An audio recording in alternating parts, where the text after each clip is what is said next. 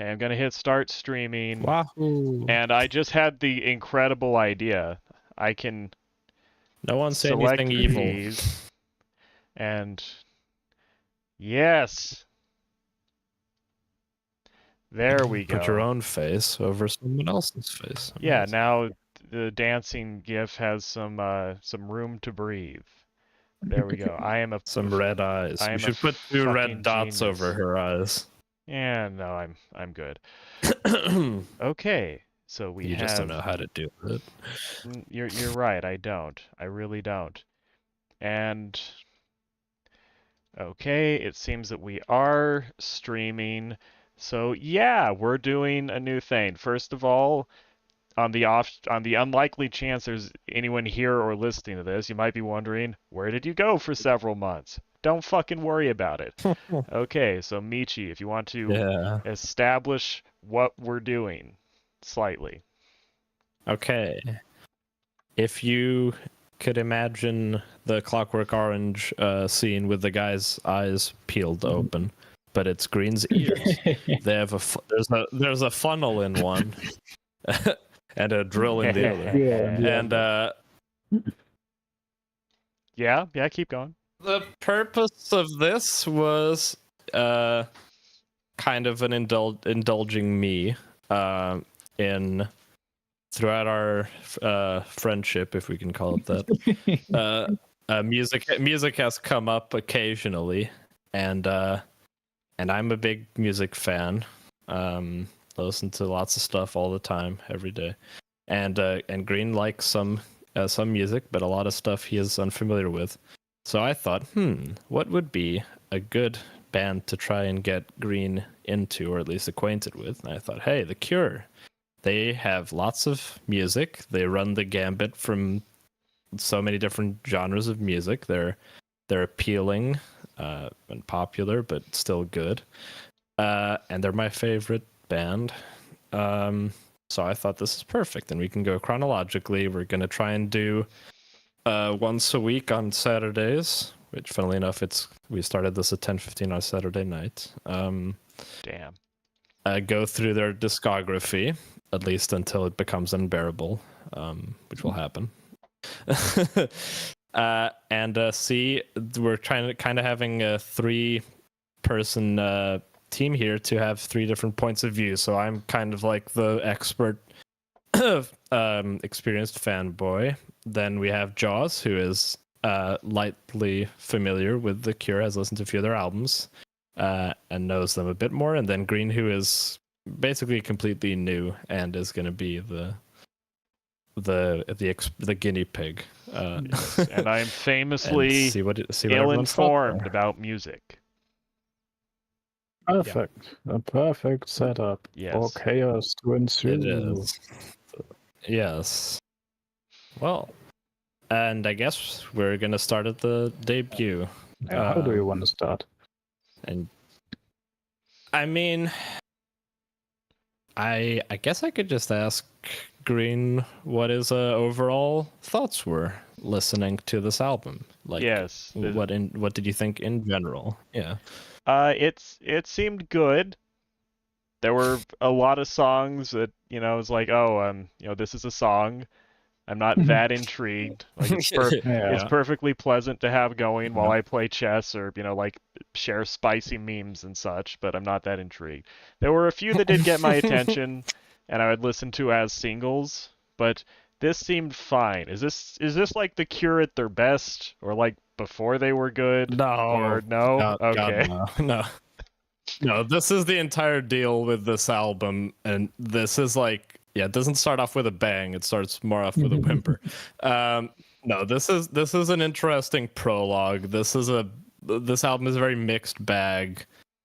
The good songs from this album endure and continue to be serviced by The Cure, especially during live shows. They live on.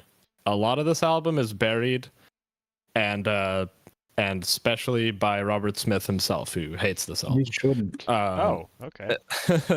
Well, there are some appealing things about it, but he doesn't just hate it like from a musical standpoint. He hates that this is the debut. This is something that he didn't really have control. The packaging, the way it was promoted, the whole artifice. This album is like the most uncure like album of all of them, because it's a band that hasn't really found its sound. Everyone is kind of they're all very young, and it's kind of slapdash as a whole, but it's not. I don't think it's a bad album. It might not even be The Cure's worst. I mean, especially with some later stuff. But no, this is not one that fans clamor for. This has never been near to their most popular or anything like that. And it didn't have a good reception at the time at all. It was like 50-50. Some critics thought this was pretty fun, and a lot of critics just ripped this album to shreds too. Partly due to the climate it came out in, and for just being kind of like facile and childish in many ways, which is it. Some of the digs are deserved. I will make this shocking claim that I probably will end up liking this album more than the Pornography album. I'm not sure. I've only listened to it once, I think. That's not even uncommon, I guess, but that album is purposely abrasive. No, I guess we should just get into it. And so for the first one, I'll be doing this. For other ones, I don't think it's enough to just listen to the album. I think it's important to listen to some of the non-album singles floating around at the time, and some important B-sides, because The Cure is a band with a lot of B-sides, and that's where a lot of the best material is. And it's going to become more and more apparent the further we go in. There's going to be a lot of like extra songs that people need to listen to that don't make it on the albums. But let's see. With this one, I mean, we kick off. There's like a meme of, generally in Cure albums, the first track is the strongest. And may very well be the case for this album, because we start off with 10:15 Saturday Nights, which continues to close their live shows 45 years later. Has never left. And is always a fun little jaunty song. What do you think of this song, Green? I felt kind of betrayed at the beginning. It felt like a violation. What? Well, it felt like a violation of trust, because he's like mumbling into the mic, and I turned my sound up, and then he blows my fucking ears out, and that was obviously on purpose. Well, yes. A lot of this album, there's a lot of goofs on this album. A lot of it is like, you're a bunch of like 19, 20-year-old kids recording your first album, and you're gonna put a bunch of like silly little kind of jokey things around. And yeah, I think 10:15 has some of those elements. Yeah, the fucking blaring guitar solo, and yeah, but it is very like novel song. Like there isn't really anything you can point to that quite sounds like it. Yeah, the way it plays around with volumes in that way is it's also like from the songs on the album, it's also the most conceptual, with the use of the guitar to mirror the dripping or clock, like time ticking away. Yeah, that's right. Yeah, I did appreciate how they wrote a song just complaining about menial things in their life that annoy them. I mean, that's what most people do when they make songs. It was very relatable. Sitting in the kitchen sink is one of the standout like lines from. I was talking to Jaws earlier and saying how something that is kind of painfully missing from this album is a lot of the really good lyrics and wordplay that will come later. But there are a few little bright spots on this album, and I think some of the lyrics in 10:15 are pretty memorable. It has some of the better lyrics, and it has an actual sort of interesting story going on there. For me personally, it's the best song on the album. Yeah, and, with the original list that you sent me, it did not start off with 10:15, so it wasn't the first song that I listened to.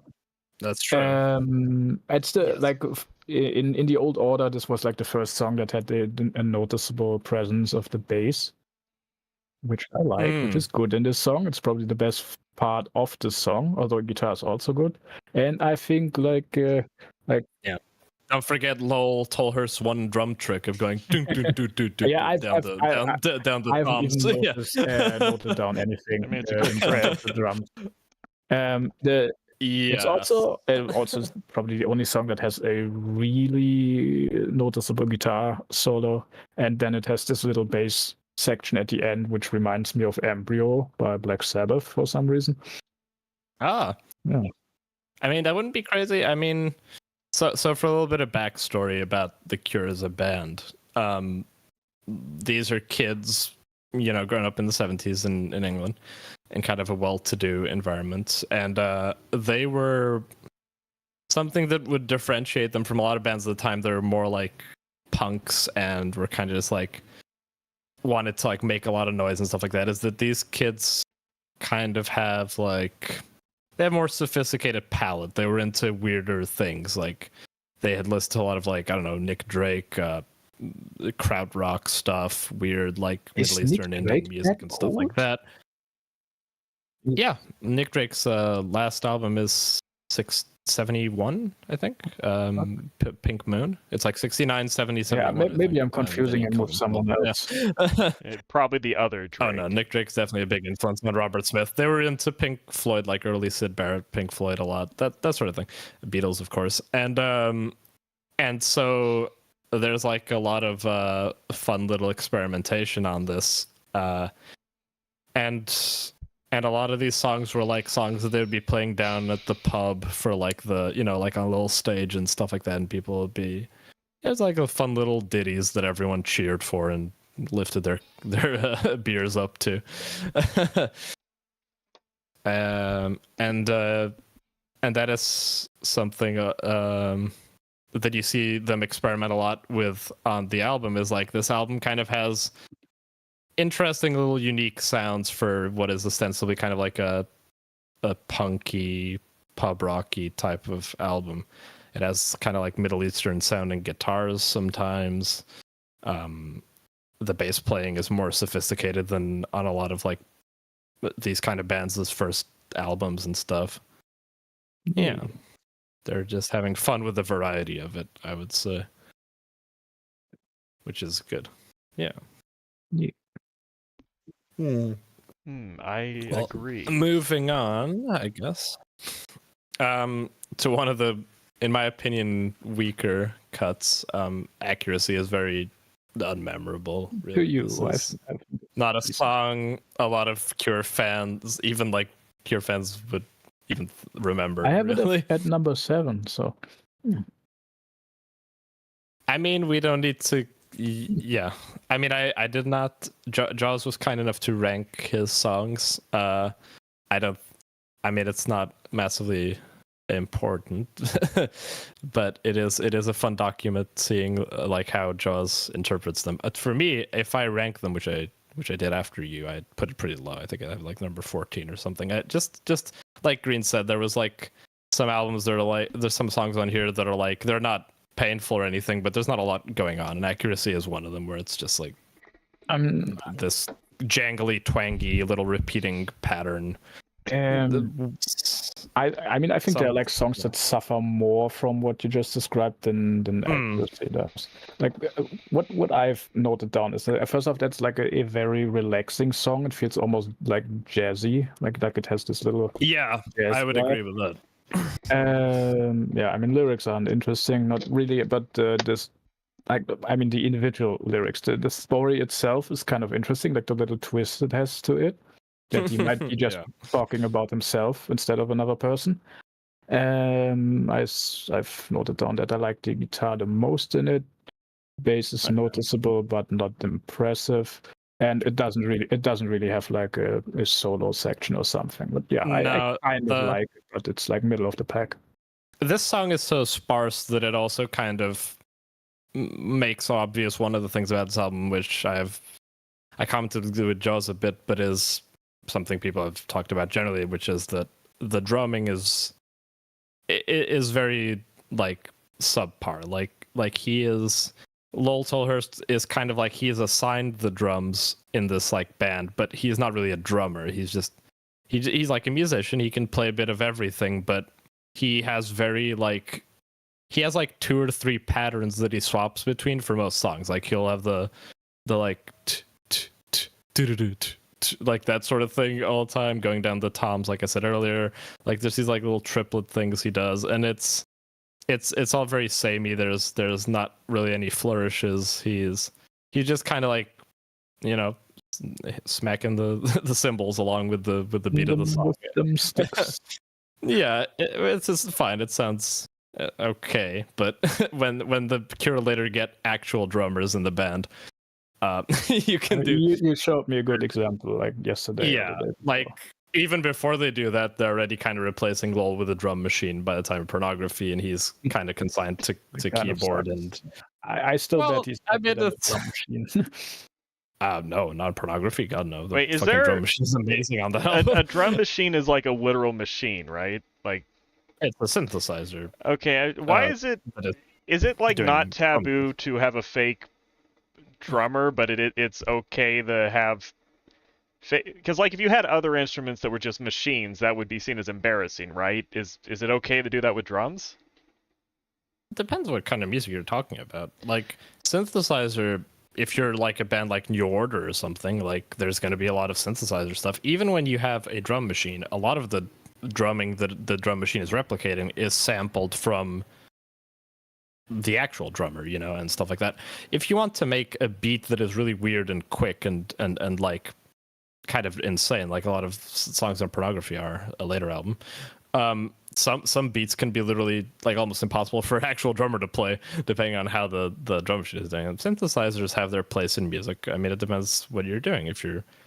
There are certain albums where all the instruments are synthesizer, and that's not a problem. Like Tubular Bells by Mike Oldfield, the theme from The Exorcist, that's all done on a synthesizer. Every single instrument. What? Yeah, that's just him at home with a actually played. I thought he played everything of it. Oh, Depeche Mode, like there's you know, there's something you said for an argument that at certain points in time that was like a thing that's frowned upon, but I mean, you know, you still need to compose the instrumentals for a song, even if what's the name of the guy who did Tubular Bells? Mike Oldfield. I actually thought he played every single instrument for that one, and just cut. I mean, even if he, I thought there was synthesizers. Maybe I'm thinking just he recorded it all and then used like. I mean, obviously he can't play all at the same time. It's like using a synthesizer to still. Well, yeah, but anyway, but we're not talking about many examples of albums that are all synth, and that's cool. What did Green think about accuracy? I mean, this was one of those, probably about half the songs on here. Yeah, about half the songs on here. I was like, I really hope they're not expecting me to say much, because it's like, what am I going to say? Like, oh, I love how that song was 10% faster than the other one. Yeah. I mean, you can say things like that. I totally expect you to be tepid on this. I mean, part of me wanted to start at the next album, because this album is so much of like a false start. And afterwards, after the bassist leaves, they becomes much more what the rest of the Cure is about. So it was really just one guy holding them back. I mean, in a way, they're all kind of held back by their own like youth and inexperience. This is something. The thing about this album is Robert Smith gets like every like dumb idea out of his system, and then he can move on to like actually making interesting music after this. There is interesting stuff on here. Yes, yeah, but there is interesting stuff. But this is like they're just like having fun, you know, as opposed to being preoccupied with actually making like a statement kind of thing. This is like, gonna sound more like we're jamming. Yeah. This is gonna sound mean, and I'm probably talking out of turn because I don't know much. But a lot of the music on here, it felt like maybe like 40% of them were real songs that stood on their own, and then the rest is stuff where it's like, this would be perfectly fine like in the background of a movie, but I'm not going to listen to it. Yeah. I mean, a lot of this has a lot of filler. Like they're trying to make it to an album, and it's like 35 minutes, like the original track listing, and that's like with a bunch of songs in here that really, especially like the middle chunk of this album, like it is really sparse. Almost it's not a glorious beginning or anything. This is not. I don't think this is anyone's like favorite album. put it that way, especially not anyone in the bands. I was about to say that it was 40% crowd work as a joke, but then that just gave me an actual idea. I think I need to do a thing about like comedy albums at some point because I have an idea. But yeah, but Grinding Halt, that one was funny. That's one of the catchier ones. Yeah, it ends in a grinding halt.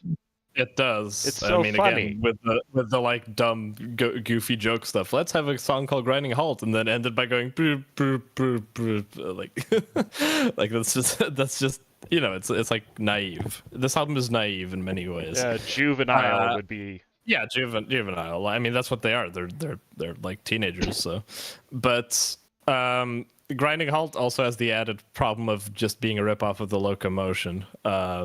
The song, which Green probably doesn't know. Wait. There's a song from the 60s. Is this like the really Everybody's old corny song? A brand new dance. Oh, fuck. Yeah. Maybe do the Locomotion. Like Grinding Halt is just Locomotion but sped up. There were a couple songs on.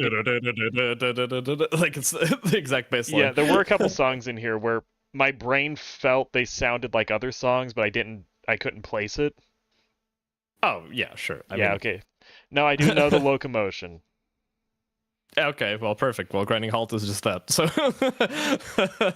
but it is. But it's fun. I mean, it's.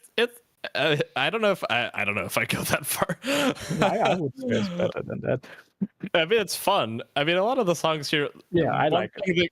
One thing that keeps these songs from being like painful is they're all very short. Like that's one of the good things. It's like you have like a mixing bowl on your table with like a few like different kinds of nuts and some spicy things and peas and stuff, and then you just kind of picking at it. Occasionally you get something more interesting, but honeydew. That's strong.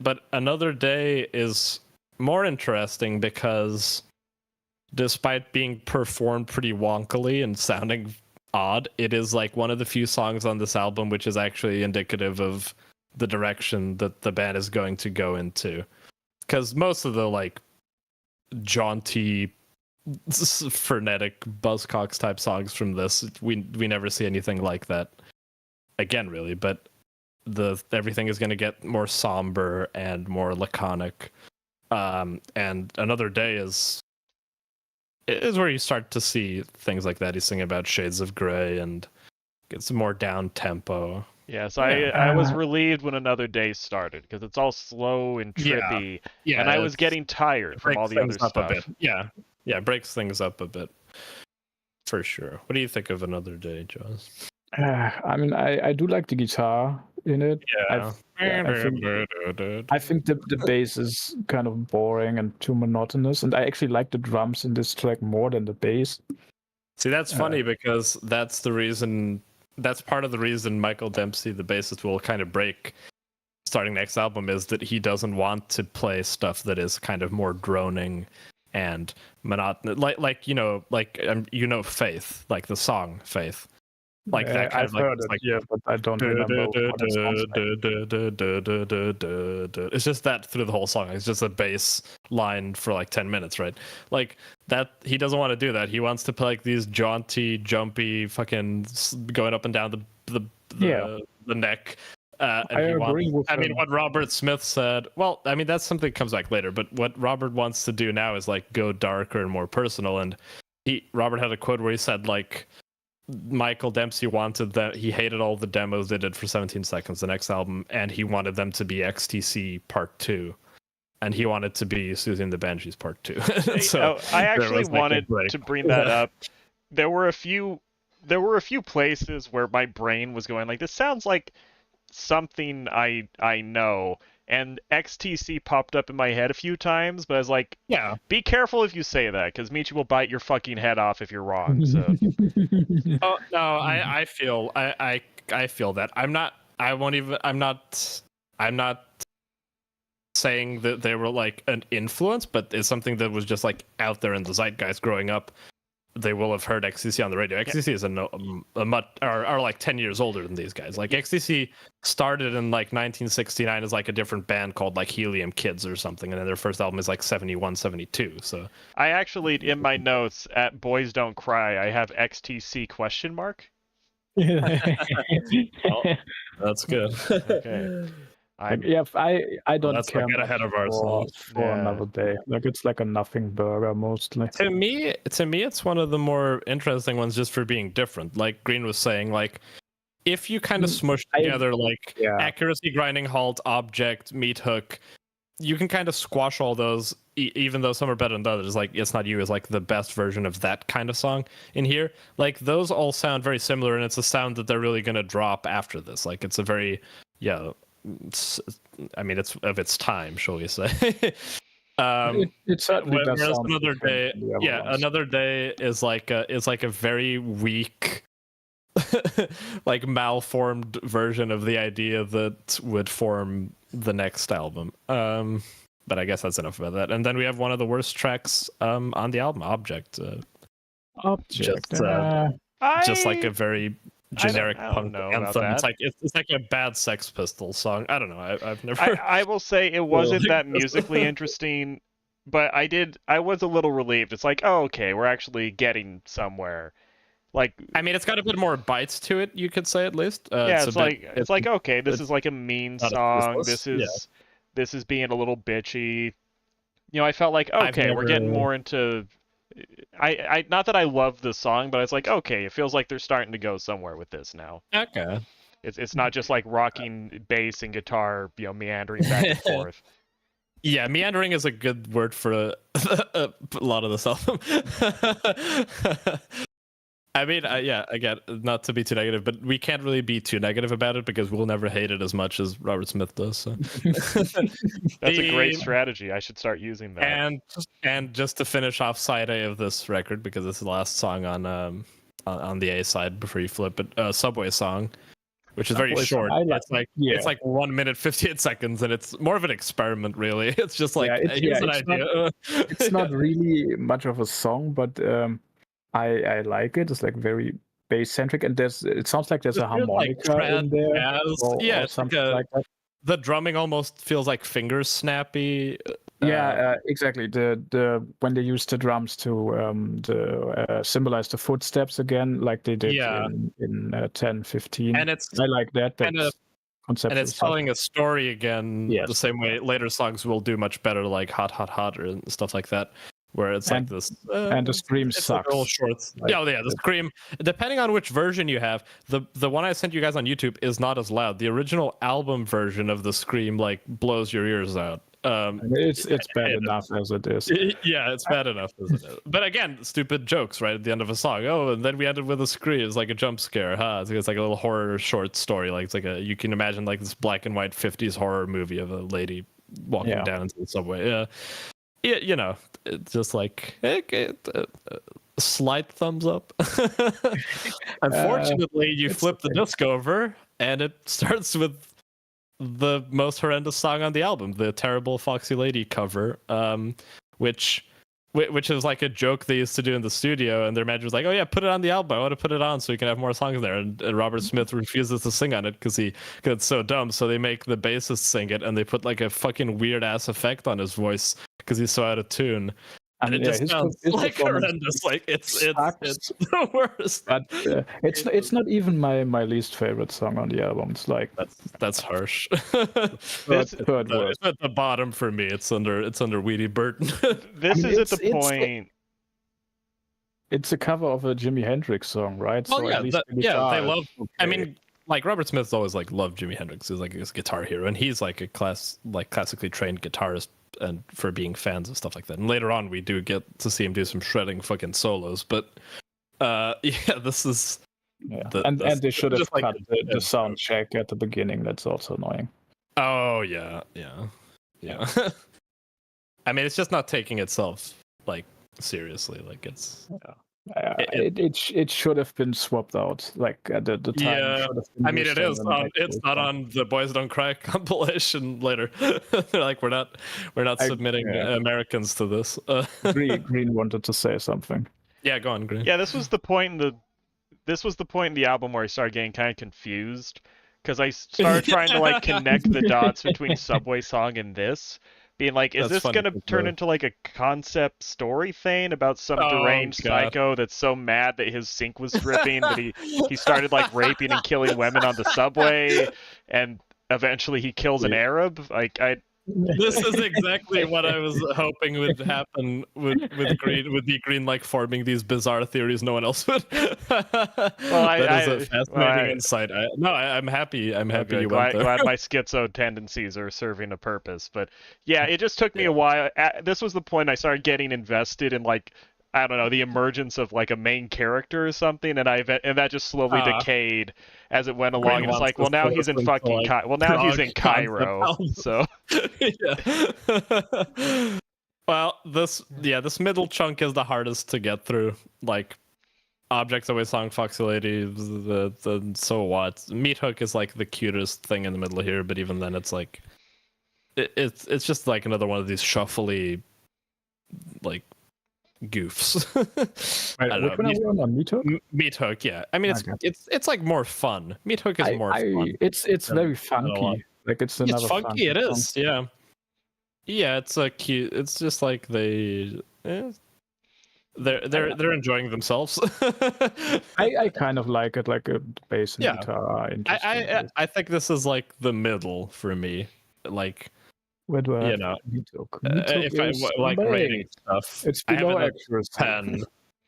I have it above Accuracy. I put Meat Hook has my first note that says, "Not sure I get this one." Also, I mean, I think it's a lot. Like, I think you're thinking about it too much. I think it really is just like, let's take a word and make a song out of it. It's the same Meat Hook over. I was also a little baffled because this happened more than once, but this was the first song where I was really glad that the name of the song explains it, because I couldn't tell, like, are they saying me took, like I took something, or like me hook? I think it's supposed to sound like that. Yeah, but then I looked at the title of the song and it's like, I've got it. Well, funny you should mention that, because the original release of this album, the vinyl, doesn't have any track titles. And it actually does. This is something I was meaning to get into anyway, but part of the reason this got like lampooned so hard at the time and made fun of is, and part of why Robert hates it, is like the whole packaging of this is like silly. Like it's trying to do this like clever. There was like a trend at the time of like anti-image sort of stuff. So it's like, oh, the cover is 3 household objects and it's called 3 imaginary boys. You know, it's like it's silly. And instead of having track titles, I'm putting the image now. You just have to look at the back of the sleeve, and there's like images, and you kind of have to guess like which image correlates to which song. Oh, that's interesting. But it's like, I mean, it's silly, yes, but it's silly because it's like that adds no value to this as a musical thing. It's just like a game of I Spy. Yeah, it's like, so yeah, there's a fucking picture of a meat hook, and like some of these are like, actually the cover for Boys Don't Cry is the image they settle on for Fire in Cairo, which is like a little burnt piece of paper over the Great Pyramid. That's funny, because I've often been listening to music and been like, you know what, this needs mini games. But this is like, yeah, exactly. This is like hiding the fact that there isn't much to this album with like superfluous extra stuff. And it's like the way this is being marketed is being like, don't pay attention to the music, like be like ooh, intrigued by this mysterious album that shows up called The Cure, and it's weird, right? And it's like, that's something that never pops up again, thankfully. It's silly. It's like that XTC album that like the cover is just a bunch of writing, and it's all like a giant diatribe on how, we wouldn't have an album cover if we didn't have to, because we wanted to listen to the music, but at the same time we need to have an album cover because that's how you hear it. It's like this giant wall of text, and it's like, it's so fucking, it's like thinking you're smarter than you are. It's trying to be, it's like faux cleverness, and it just comes off like desperate and kind of embarrassing. which is silly. But moving on from Meat Hook, we have the worst. I said Fox Lady was the worst, but like the worst real song that isn't a cover probably is So What, where he reads out the ingredients to a no. Yeah. He's like reads the ingredients to a pack of flour. There's just nothing going on like instrumentally either. Like, this is the bottom. I literally like wrote down, did he read the lyrics of a package or leaflet for a cake icing set? It's quirky. Like that's a problem with like certain things. I was just like, being quirky and silly. That's no excuse. That's no excuse for being. That's just a waste of time. Wasted everyone's time and effort. Yeah. But thankfully now we get to the strongest part of the album, probably like 3 of the best songs in a row, starting with Fire in Cairo. Which is one of the fun ones that still is played. Maybe not as much as like 10:15 or Boys Don't Cry, but it has a steady presence in their lineup, and it's a really fun song. The crowd, if you watch live performances, everyone loves singing along to him spelling out the thing. The whole crowd. I mean, that's the part that I like the least about it, but he kind of makes it work. I think it has like a super catchy and nice riff, and it's probably the catchiest song. Yeah, this is what I was talking about, like the way like Smith is bored by like traditional kind of like the normal like blues scales and stuff everyone else uses, so he's like trying to borrow these like Middle Eastern, Moroccan, Arabian sounds for the guitar and the bass too. Like, this is and it makes stuff stand out. Like it's unique and it's interesting. I like those all those like type sounds, and it's all very. It makes you think like desert, and not just because it's called Fire in Cairo, but like even like it's all very sandy and rusty. Yeah, I mean, killing an Arab is like a better example of that style, or rather, that's where you hear it the most. But for Fire in Cairo, still, it also has like probably the second best vocal performance. So far he's much more confident on this. It's way better. Yeah. Yeah, what do you think, Green, of Fire in Cairo? It's probably stood out to you. I like Fire. I wrote that it was a jaunty tune. It's probably it might be the second best like song. Number 4. It's either it's 4 at least, and it might be 2. Yeah. It's up there. Yeah. I liked how it was cool. It had more going on. This was the other song where I wrote, I'm very glad they wrote down the name of the song, because the letters were too fast and I couldn't figure out what they were saying. But then I read the song again. It said Fire in Cairo. It's like, hey, that's probably what the letters are saying. Yes. Yeah. It's like a child trying to listen to music. Yeah, the top comment on the YouTube upload of the song is Robert Smith is really good at spelling. Hell yeah. He is actually, yeah. He is actually. You fucking nailed it. If it were Homer Simpson's, then a few letters would be missing each time. And then another one of my favorite of like the harsher, punkier ones, It's Not You, is also very good vocal performance too. Like I like the verses a lot in this, and it's punchy in a good way. Like if all the other middling ones had been as good as this one, then that would really bolster this album.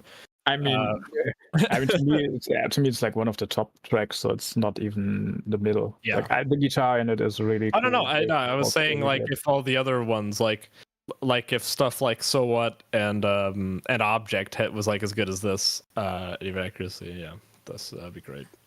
Yeah, this one is fun. I'm not sure why they removed this for the US release. Yeah, no, like I on the initial list that you sent out, it was not on there. Keeping So What, but removing it is very strange. It's insane. I mean, this jumped from not being on the list to being like my number 3. Yeah, my number 3 song for the album. Yeah. It also has like decent lyrics this time around. Oh yeah. It's a really good like little. If this had been like a one-hit wondery band, like this would be like a fun little song people would bring up. Like, hey, have you ever heard of the one song called "It's Not You"? Yeah, I've re-listened the most to since this little endeavor. And then after is my favorite Wait, album. Green. Oh, Green didn't say. Sorry. I mean, I don't know if Green is. Yeah. But did you hear this one? Yeah. Okay. Yeah. I was for this one. Yeah. He was unimpressed. I don't have strong. I think I actually That's just wrote. Yeah, my notes just say fine, I guess. That's the whole. That's like my review of the album. Like, I'm not mad. It's just like, okay. Yeah. Well, that's. I don't think I could tell you anything in it. Yeah, It's just fine, I guess. I'm just surprised by all Michi kind of puts it in the middle. I put it very near to the top, and to Green it's just whatever. So it's like interesting where we each placed this at a different level. But the title track, and this is a thing the Cure will do until for the first 5 albums. For the first 4 albums, the last track is the title track, and it's usually one of the stronger ones. And this is no exception. This is like my favorite thing on the original release of the album, Three Imaginary Boys. Yeah. It's fucking great, and it's the other song aside from Another Day that actually sounds somewhat similar to what the band is going to be doing, where it's much more like laid back and slow and dirgy. Frantic energy of the rest of the album. I like it. I mean, I've known the song before. It's probably the first Cure song that I ever remember having heard in general. I thought it would live stable they play at the end of the shows. Like, before I re-listened to the album, I actually thought it would be number 1, but it was not. I really like it, but it's ended up at like number 5. It's similar to 10:15 that it also has this like loud blaring the guitar section with a which is I like the nice. raspiness. I like how raspy, exactly. I like the texture of it a lot of also it's like depending on which version, like this one is like normal, but the one on 10:15 is like panned all the way to the left ear, so it just like blows out your left eardrum. This one is more in line with the rest of the track. Maybe just a problem I had on my copies, but also like the best lyrics and storytelling on the album. Yeah. I feel like it's like very haunting in general. The song. If you pulled out like half the tracks on here, you could make this like a very strong EP. That would just be like you'd like 10:15, maybe Grinding Halt, Meat Hook, Fire in Cairo, It's Not You, Three Imaginary Boys. Yeah. And that would be like a good like 5-track little thing. But as an album, it really falls apart at many points. It doesn't really hang together, but it's this is the historical document of how this band debuted, and after this it's all up from here, fellas. Oh, yes. I mean, even with the mistakes, the songs that are just kind of very even and simple, when they make a mistake in an interesting way, part of me is kind of relieved, like, yes, something happened. But we're not done yet, because we have all the singles, the non-album singles left, starting with one of my favorites, Killing an Arab. Oh yeah, this was like the best. This was the best one out of the songs. Why am I not surprised of saying that?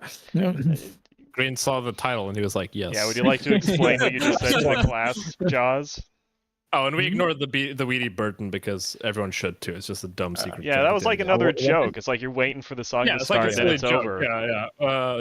Like I heard that the guitarist and the drummer traded like instruments for this one. That would make total sense. I mean, again, like, Lola isn't really a drummer anyway, so I mean, but the person on drums. Yes, they let the drum machine sing. It was very interesting. But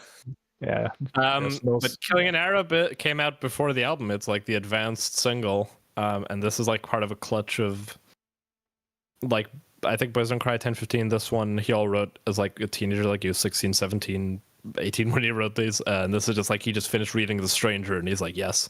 And this song has been hounded for all of its existence by people assuming it's racist because they haven't read the book or the song title. In recent releases, it's changed to Killing Another because they got so sick of getting fucking questions and shit. There's like disclaimers on the single that say like this song is not meant to entice people to violence or hate in any way. Racism is awful and The Cure hates it. And he said like he wished he'd called it Standing on a Beach, which is the name of the there's like a VHS companion album music video called Standing on a Beach, and then there's a singles compilation called Staring at the Sea. Either of those would have saved him a lot of trouble with the title, but yeah. I mean, I always like the idea of having songs that are inspired by like novels or movies. Good of you to say that, because that's going to be so many songs from now on are just like Robert reads a book and he writes a song about it. We have Trod sometimes. We have 2 of the songs in Faith are just him reading off Gormenghast. Really? Reads. Yeah, there's like stuff based on Baudelaire and Maupassant, and he just like loves like reading a story and being like, I'm gonna write a song about this. Like he becomes. That's what I like about Iron Maiden. He becomes kind of more sophisticated about it, where he's kind of like writing a song that evokes the book, whereas here he's just like describing what happens in the story. Yeah, which is more like oakish, but it's still fun. I mean, it's catchy. Yeah, it has like the Arabic. I mean, I really wish we had an album where it was just nothing but songs like this. Yeah. Like what do you mean by songs like this? That are like book report songs? Actually, yeah. You know what? Anything my sentence I just said could mean I would enjoy. Okay. Good. Okay. Yeah. Yeah. Well, I mean, it could just be like a series of like imagistic little moments that like describe an interesting scene. It could be literal scenes or pages from books. Wow. Okay. When we get were you gonna like kiss me? Could be little like, micro that's stories. Is. It also is funny that I read more if you like meant the lyrics or the musical style or either one. This one is one of the ones that gets stuck in my head the most too. Like after I hear it, I'll be going around just like looping the lyrics and the bass line in my head. I think the bass sounds interesting, but it's like super repetitive for me. Like I prefer the stuff where there's a little bit of but there's change in it. Kind of more going on in Jumping Someone Else's Train, which is really that's a really good song. It's one of the better ones. I still like Killing an Arab. I think I'm curious now. Which one did I put Killing an Arab one spot above Jumping Someone Else's Train. So it's they're pretty neck and neck for me. Yeah. I have Jumping Someone Else's Train at number 2. I really like this one. It has like the second best lyrics and the best vocal performance, I think, in general. Oh, similar to Grinding Halt, this ends with like a chugga train thing, like yeah, but then it has it's like more organic the solo bass at the end after that. Oh yeah, that's true. Yeah, pretty good. Yeah, it's very funky again. I mean, again, there's a lot more happening in this song, a lot more thought put into it than almost everything on the album.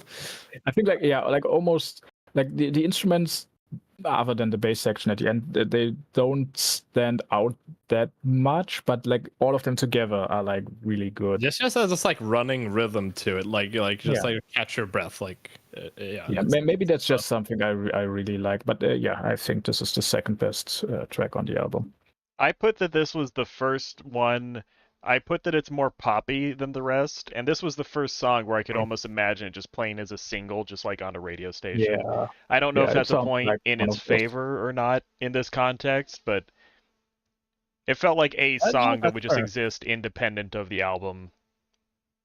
And now we're going to get into a big fight, because this is the most popular song from this period. It's like the first Cure song I ever heard because my mom was really into it. Boys Don't Cry. If you look at the views on YouTube, every other song on here has like 100K, 200K, and then Boys Don't Cry has 5.5 million views. I mean, I think this is the best thing in this clutch probably for me. But I know Jaws. This is like one of my least favorite songs on why? the album. Why don't you have? Why don't you like things that are good? Yeah, when you like things that are obvious. It's just so boring compared to most of the other ones. It's like a perfectly crafted little pop ditty. It's like I the don't demo like version pop, of Friday though. I'm in Love.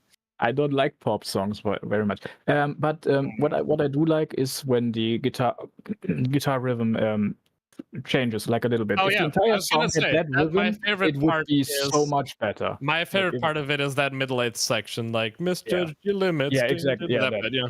If the entire song, it reminded me like a little bit of the Smiths, but if the entire song would have been even though this is before with the that, Smiths are a band, but with that rhythm, it would be so much better. And I also think that his cadence during the chorus is weird, like it makes it worse. Like I just have a completely different take on this song. I mean, I find it hard to extrude this song from myself because this is like something that I heard as a teenager. It's like one of the first songs I learned to play on guitar. And it's always just been this fun, like I knew the song before I knew really the Cure were like a band. I just knew this as like a song.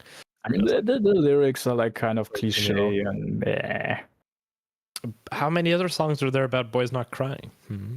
I mean, maybe it seems cliche nowadays, and it wasn't back then. But I mean, not to be a smartass, but if we include country music, there's like 20. Yeah, but how many British songs are there about boys not cry? No, I really like this one. What do you think of Boys Don't Cry, Green? I think this is the one where I put it. I don't think so.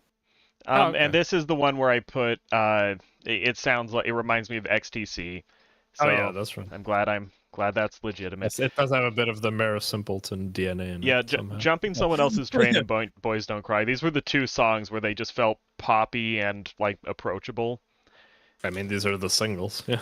Yeah. Okay. Well, apparently I'm supposed to know that. Fuck me. No one knows that besides me. Okay. I'm the only one who knows. Killing an Arab, Jumping Someone Else's Train, Boys Don't Cry are the three singles. Like I feel like Killing an Arab is hard to put like just on the radio because one, it's like a conceptual literary thing. Two, it's probably going to get you in trouble. Yeah, that was always an issue. Yep. Yeah. Well, I wonder if do you guys know about the Clearcast ban? This is a tangent, but do you guys know about that? No. What? After 9/11, like one of the big radio monopoly companies like put out an internal memo just listing all the songs that could not be played in the wake of 9/11, which is actually a really funny list because there's a lot of things that are on there for just like the dumbest. Like Free Fallin' is on the list. Okay, I get why though. And then some are like borderline, like Black Hole Sun really was on there. The funniest one is that's a good song. Only one band had a universal ban, and it was Rage Against the Machine. Like the radio company just said no Rage Against the Machine because of 9/11. No Rage Against the Machine. Yeah. But I was just wondering. I wonder if Killing an Arab was on the list. I mean, that may probably be opposite. They would have promoted it. Exactly. Wait, I'm reading the Wikipedia to try and find out. What's it called? I need to find this. Yeah, put it in the server or something. Yeah. It was Clear Channel Memorandum. Clear Channel. I'm amazed I knew that. A bunch of AC/DC songs like Dirty Deeds Done Dirt Cheap. None of that. that has nothing to do with it. No, well, a lot of them are just dumb. I can't find anything about that particular, but funnily enough, when the song was performed in 2005 European festivals, instead of killing another, they actually changed it to Kissing an Arab instead of Killing an Arab. I mean, that still kind of works. Oh my! Standing on the beach kissing an Arab with a gun in my hand. I could do a whole Egyptian this band. So how about that? I could do a whole podcast just about some of the songs on here and how funny they are. Like "Walk Like an Egyptian" by the Bangles is banned after 9/11. "Smooth Criminal" is also not okay. Oh dear. Love is a battlefield, huh? Yeah. Knocking on Heaven's Door, fair enough. And just to close this off, the B-side to Boys Don't Cry is Plastic Passion, which is a song I know Jaws has a few little... Yeah, I have things to say about the song. I put that I don't know why it's the ending. It has the worst vocal... Well, maybe not vocal performance, but very bad... Actually, let's just say it has the worst. This isn't on the album. It's just in B-side to Boys Don't Cry. The last and four. pretty bad lyrics. But the guitar throughout the entire thing is really good, and it reminds me of Sonic Reducer by Dead Boys. I don't know what came first, but this is very not stereotypical, but very basic thing. But I like that, and that's what it reminded me of. And it has a guitar solo actually, or guitar solo section that I also like. There is like, it sounds like there's like a weird vocal effect on some of the stuff that he sings, and it sounds so terrible. It sounds like they recorded it backwards and then played it forwards. Yeah, I know what you mean. There's like a phaser, sort of like a distortion on some stuff, and it's like I would put this song like way higher in my ranking if those things were better, because I really like the guitar in it. Yeah, it's definitely botched. Well, that's it. The last one? That's all. Well, I mean, okay, we did all the album ones, and then we did all the singles. We didn't really talk about the Willie Burton. Okay, but the other ones we talked about. I mean, there's not that much to say about this. I kind of, if we had organized this a bit earlier, I would have been like, let's just do this in 17 seconds all in one go, because they're both very short albums. I think it's fine if we like talk. It's good. About them separate. Yeah, we'll keep this more organized. But yeah, obviously this is like, you wouldn't know listening to this that this is going to become one of the most like eclectic, interesting pop bands ever, and that they would like this is just like, there was like very little interest in this album when it came out, and you wouldn't think the same band within 2 decades would be within, I mean, just 10 years later, they would be performing to like 50,000 people in America, like headliner, gigantic, like biggest rock band on the earth for like a 3-year period there. But yeah, this is a prologue, and I am really looking forward to the next album, because Green is going to be like, this is the same band, this is so different. Damn, that sounds exciting. I can't wait for that. Yeah, stay tuned, everyone. Yeah. Yeah, for that. Like I remember like 17 seconds as relatively fondly long. Fond. Oh, fondly. Yeah. People like it. Yeah, it's like a very cozy album. It's like a quiet. It's like being wrapped in a blanket. That's not what. Well, I don't mean cozy like friendly. I mean like, it's like it feels like you're like, it's winter and you're kind of like wrapped in a blanket kind of, and it's like somber and melancholy, but it's like safe somehow. Like it's very. I would choose like different words. It's very very atmospheric in a. What's the? I'm lacking. Like minimal. Like, people call this album minimal all the time, like, because it's basically it's like acoustic guitar. Is what it's very good background music too. The drumming on that album is just like the snare being hit, just like the whole time. Gone as the like jaunty, bouncy bass. Yeah, it's gonna be interesting. It's a very quiet thing. To me, it seems cozy compared to Faith and Pornography, anyway. I mean, to Pornography probably, and Faith, I think, Faith is much more dour, and Faith sounds like you're inside of like an abandoned cathedral, like you're in the ruins of an old fucking church, and it's cold. I mean, I have to listen to the albums again to compare. Which we will. Yeah, which we will. But yeah, I'm happy with how it's turned out. Green had pretty much the reaction most people do when they listen to this album, so that wasn't unexpected. Where they go like, it's a good effort. It's better than it's expected. But its reputation probably. Yeah, there's some fun highlights, but like if you're making like a Cure playlist of like all the best stuff, there's like 4 songs you'll throw in there, maybe 5 from this period. Yeah, I felt kind of unqualified. It's unimportant overall. This album, a little bit in like the my discography. Like my relationship with music is so incongruous that I just didn't know if my perceptions mattered, because I was like, maybe all music is like this and I'm just weird. No, I wasn't sending you like I'm not that. sending you like a stonker of an album here.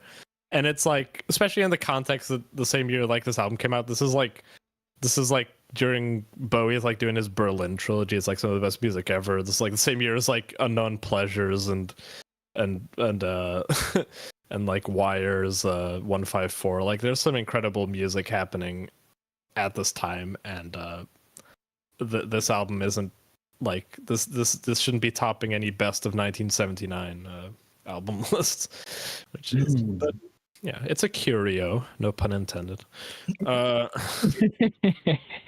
And we're doing this thoroughly, so we had to get this out of the way. Now let's put this album in a drawer and never think about Never Burn the talk drawer. about it Yeah. again. it. No, I like it.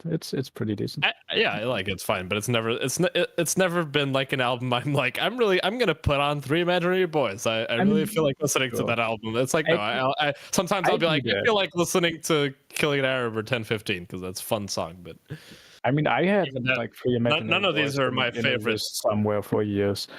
all the songs I really like from this that we talked about, none of these are like these aren't like in my favorite Cure songs. Like no. I mean, Killing an Arab is like it's one of those songs. It's like a scare your roommates by playing it on loop song, Yes. you know? Yeah, that's what it is. It's like the Yeah, but purr if we purr later- purr rin song. Like if they At hear the- it through at the the end- walls over and over. Yeah, okay, now the you end have of to this, edit that scene. discography. Oh yeah, that'd be funny. But with Killing an Arrow. At the end of these albums, if we do like, we should do one of like what are our favorite Cure songs. Like now, having listened to the albums, I don't think any from this period are going to be in my top 10. Maybe I mean, there Killing an might Arab. be. For me, it probably might be like We'll see. it's. I like the top 3 or even top 4 for me. Like the 10, 15. I could do like It's Not You and Fire and Cairo. I could do like I think I could do like a top 30 and not include the 5 I really like from this clutch. But I have a lot of Cure songs that I like. I made a 100-song playlist on Spotify of like ones I listen to regularly. Hey, you know, like- you know what? Yeah. I just typed in purr purr purrine, and Yeah. a few I things said it was popped banned up. after 9/11. Yeah. Oh God.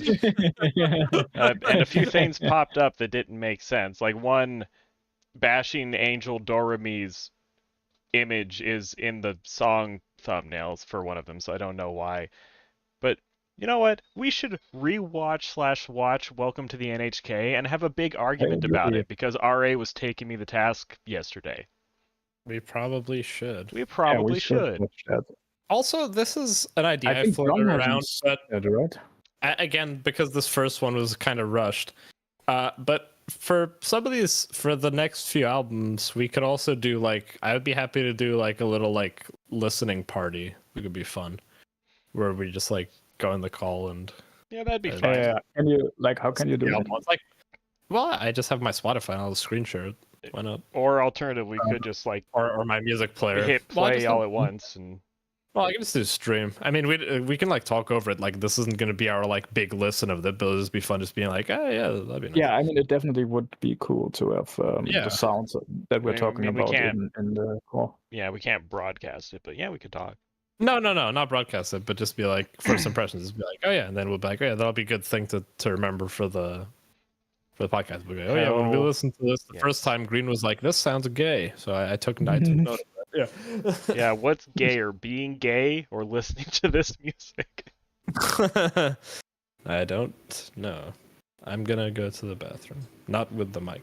Yeah, Not this time. No. I thought we agreed to pretend that didn't happen, but you know, I don't pretend. okay. Yeah. You know, I bet if I got John to watch NHK, he probably would. I guess Like so. if you Yeah. said, "Hey, John, want to spend the next 5 hours watching NHK?" He'd be like, "Oh, I'm playing Final Fantasy," but then he would probably do it. Yes. Ugh, fuck. I mean, it was an interesting like argument yesterday because we were just going through my mal, having everyone nitpick every decision I made. That's what you invite by sharing stuff. I mean, a few of it was legitimate because part of the problem was there were shows on there that I put on there a long time ago because I didn't touch my mal for like years. Yeah, like mine is also not in terms of ranking. It's also not up to date. Yeah.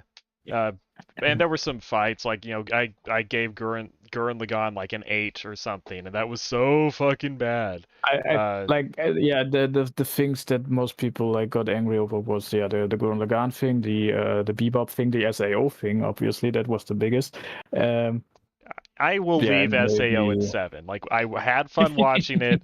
It was 7 fucking years ago. It was before I knew that online religion had been formed around not liking NHK. This is now on the internet. It's called SAO. It's not called NHK. Or SAO, whatever. You know what I fucking mean. I'm looking at pictures of NHK as I talk. But I don't know that. I'm not watching the stream. Yeah, that's fine. That's fine. You don't have to watch the stream. But I will say, what was I saying? I don't. Yeah, don't. Exactly. What the fuck was I saying? Look, you broke my train of thought. I watched the anime when I was dumb, and then when people pointed out that the thing was bad, I staunchly kept my stance. Okay, you know what? The girls are cute. That's something. I don't want to be in the position of defending SAO, but I'm just saying I wouldn't give it like. But you are.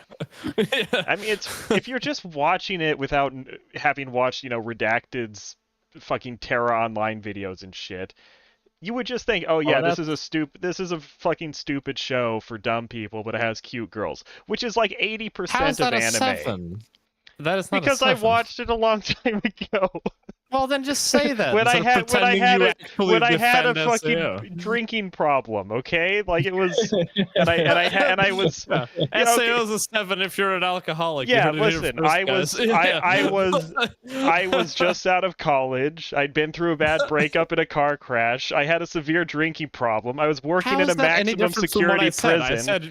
I had pet rats that ran over my head and scratched me all the time. You killed them with a belt. I was going to court for the car crash. It was a hard time in my life, and I just turned SAO on, not knowing what it is. And I'm like, oh, this is some pretty colors for me to sit here. I mean, that's most SAO fans, like broken people. Yeah. What ran over your head? Rats. Rats. Yes, I had pet rats at the time. Oh, pet rats. All yeah, right. They weren't even my rats. It just means he had a rat infestation. Yeah. No. They were kind of my pets. I like to think they were. No, although they did escape into the gap under my cupboards many times. It was very frustrating. Oh. You just let rats run around your house, and the next thing you know, they're getting in places they're not supposed to be. Sounds like rats. Yep. Yeah, but life was hard back then. Yeah, life was hard. Yeah, and that's why SAO is a 7 out of 10. I mean, it's a great testament to the power of art. Yeah, exactly. The mediocre one. No. You just come home after a long. It's a great testament to the power of booze. Yeah, that too. I mean, the power of alcohol. Yeah. I mean that was my.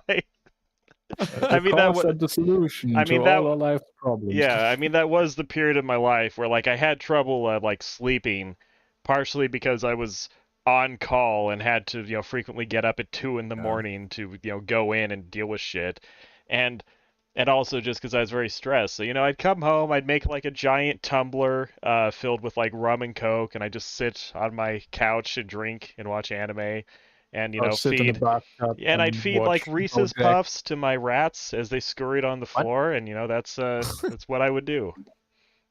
You'd have to have a heart of stone to watch SAO without laughing. Heart of Stone Ocean. Yeah, man. That's cool. Yeah, this is the okay. You know what? Real talk, real something hours right now. Michi, if you had not been primed by all like the cultural artifacts that make SAO into like this Satan figure for All right, anime. hold on a sec. What do you mean primed? I What watched SAO way before I knew who Redacted was. Oh, and you gave it like a 2 just on your own. No. I gave it like a 5, and then as a 18, 19-year-old watching Digimon, I was like, man, I forgot about all this bad stuff, and I lowered it to like a 3. Yeah, exactly. Nothing wrong Like with that. 5 I didn't is like 5 it. is perfectly just an innocuous middle of the road show. Like the hate for SAO is all like the culture surrounding it. You gave it a 7. That's Yeah, because I mildly enjoyed it when I watched it, and it was fine. You cannot say 5 and 7 are both equally reasonable, because that doesn't compute. Yeah, they are. I mean, No, because it's accounting for taste. Like, if I give something a 10 and someone gives it an 8, that's perfectly reasonable. It's like, okay, they don't like adore it like I do, but they still think it's really good. I was a 15-year-old when I watched it. Like, I wouldn't put I had water into my problems. I wouldn't give my opinion a lot of weight as a 15-year-old when I was like, what, like, I don't know, Bleach is the best thing I've ever seen. Like, I'm not, I mean, I don't give myself opinions back then either, but I'm not going to subsume to peer pressure, About subsuming to peer pressure. It's just about people pointing stuff out and you interpreting it and making it a part of your opinion of things. Like, that's perfectly natural. You know what? Let me say this. Like, I'd probably make it. I would do 6. I would split the difference and make it a 6. But it's like it still has to be slightly positive because I did have fun. I just watched it. You're just eating some popcorn, feeding the occasional piece to your rats, and there's Lisbeth, with her hammer, and she's like making a sword or something. It's like, damn, she has a cute dress, and you just kind of lay there. There's and drink. a difference between rating stuff on how much you enjoyed it or how much fun you had, and how good you think a work of art or a piece of media it is, though, isn't there? Like certain things aren't fun to play or watch. They're like sad or hard to get through, but quality wise, you rank them highly, right?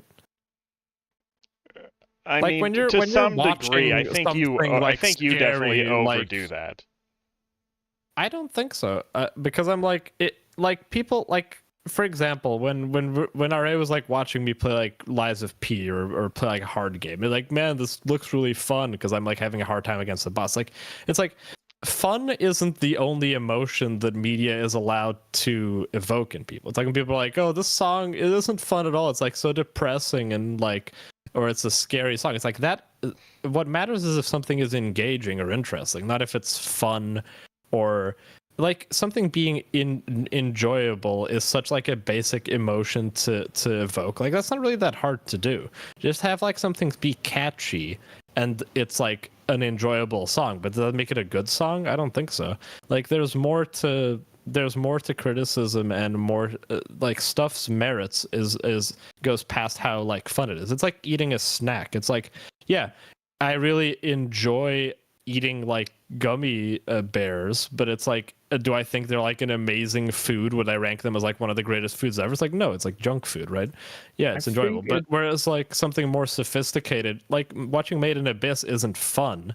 It's like scary and painful, but it's it's like it's engaging. That's what I mean. It's not about like something just being like I have fun while watching it. That's like that like really limits what art can do. It's like, oh, it can only be either fun or not. Like that is such a silly like emotion to pander to. I mean, I'm more similar to Green, that I also rank things more based on enjoyment, but I also think it's like dependent on what you're trying to get out of the piece of art. Like if you're looking to just enjoy something and watch it for or consume it for that reason, I think that's like a perfectly normal thing to do. Like to just go in with a specific intention. To start out with. Like for instance, like my favorite anime is Lane, but Lane is not very fun. Yeah, that's like reading Berserk. It's like, is it fun watching Kasuke get raped? No. Does that make it any less good? Yeah, no, it's really good. Like I can you can understand how well something is being done and how much it's affecting you, regardless of it being enjoyable or fun in the moment, right? Like well, I think I'm you're like misrepresenting me in to the some two. degree, because I'm not Yeah. saying just like, oh, feeling immediate pleasure is the only thing that matters. But Well, yeah, I sure. will I don't think you're a say, dumbass. but I I'm just think saying. but I think it's also disingenuous to like lean too far in the other direction as well. Uh, Hmm. and my real Well, point it's about not like SAO is I'm like there's watching stuff. 200 shows that are like of similar quality to SAO that I could give a 7 to, and no one would complain because it's not like the agreed upon like Hitler of the anime Maybe. world. No, I get what you're. It's not like I sit around like watching stuff that I'm hating watching, but being like, well, this is something I have to like enjoy, and it's got no. Like if I like literally dislike something, I will like say I it's think not good. Nietzsche, But you need to understand that he actually did like it. I get that, but I'm like, but I mean, that's the whole point, the whole thing. He did Nietzsche, like if know, we opened up Thupa's Mal, we would find literally is, hundreds of shows that are of similar quality to SAO or slightly worse that he gave a 7 to. Like I promise we would find that. Like I value Thupa's opinion on anything ever, but the thing of like there is like when you say like something, it's like do you like when you say like something, it's like does that mean the moment you're watching it you're like pleased, or does that mean Probably. like I like this thing because I understand what it is doing, and that to me gives me pleasure? Like probably. well, No, I think that's how I like things normally, is thinking about them more than just like that's why I say that they're probably like that they're like the two act ways of just watching them. or probably more than two ways to approach something. I'm not saying that like accomplishment and like craft and like intrigue can't factor at all, but I'm saying like having fun with a show that you know doesn't do anything that interesting and giving it a 7 is fine. If I gave a show that had nothing going on that was I just enjoyed in the moment because it was cute. I mean, I still would do this actually, never mind. But if I gave it a 10, I would at least understand having an argument about it. But I shouldn't get taken to task for giving just like a popcorn show a 7. No, I still disagree. I think 7 is quite a high score for anything. If you had been in school and you had been in a class and just done a test and you'd gotten a 73%, that's pretty good. It's not just like mediocre. It's not like you got a 51 and you barely passed, which is what SAO does. Like SAO is, even the way you're praising it, you're saying like it's mildly enjoyable. You're not saying it's actually good, like capital G good. That's what a 7 is. Like it's a 7 on a scale of 10 to that's what the scale is. When you click on now, a list drops down and it says 0 to 10. Like most people, we are using the scale wrong. Yeah, that was my point. Like during the argument was like either your scale is wrong or your opinions are wrong, because this don't gel. This don't gel. Like Asobi is a 7. Like Planet With. Like to say Planet With is the same quality as SAO, which is what you're saying when you give them both a 7 grade, isn't it? Like when people go on your list and they put by ranking, they're gonna see Planet With near SAO. Do you really think those shows are comparable in enjoyment and quality? Not really. If I was that's what it means to have, if I had the only square make sense in relation. Yeah. If I had to square that circle, I'd probably make SAO like a 6. That's what I mean. And like Planet With is like a strong 7. The numbers, the when people look at a rating scale and they see the ratings only matter if you have more than one show. Like if you just have one show, it doesn't matter what number you rated it, because it would be like, well, I don't know what he thinks about anything else. But when people go on there, I think if you could look at my anime list, you can get a gist of how I rate things, and that's fine. Sure, but the issue, I have like 5 shows that are below 5. Yeah, but what I'm saying is there's stuff that you like that I know you don't think are like the same, and you rank them the same number. I know part of that is like it's an outdated list and stuff like that, but that's what I mean. Like that what you're saying is like I think these shows are roughly about as good as each other, right? Yeah, more or less. And you're also saying like, I think when you give like an anime 1 point more, you're saying like, I think Gurren Lagann isn't that much better than SAO, is what you're saying, for example. But it is 10% better. Yeah, like that is not enough of a distinction for most people. Like me and RA would be like, well, Gurren Lagann is much better than SAO. Like so just having it be like 1 point more, it's like like I think you, and especially because this is Mal we're talking about, don't you have like you have like a little thing that says like 7 is real enthusiasm and 8 is intense enthusiasm on your thing. So that's the only distinction between like you watch Gurren Lagann and you watch SAO and you feel like slightly more enthusiastic watching Gurren Lagann. I don't know about slightly, but kind of. That's what he said. That's what the scoring that system he's is. not like that. He's not that super fond of like Gurren Lagann. So I guess it's like not the greatest comparison. And I give like, Gurren Lagann a lot of credit. You give Baccano an 8. Is Baccano only 1 point better than SAO? 1 tick? I guess. Okay.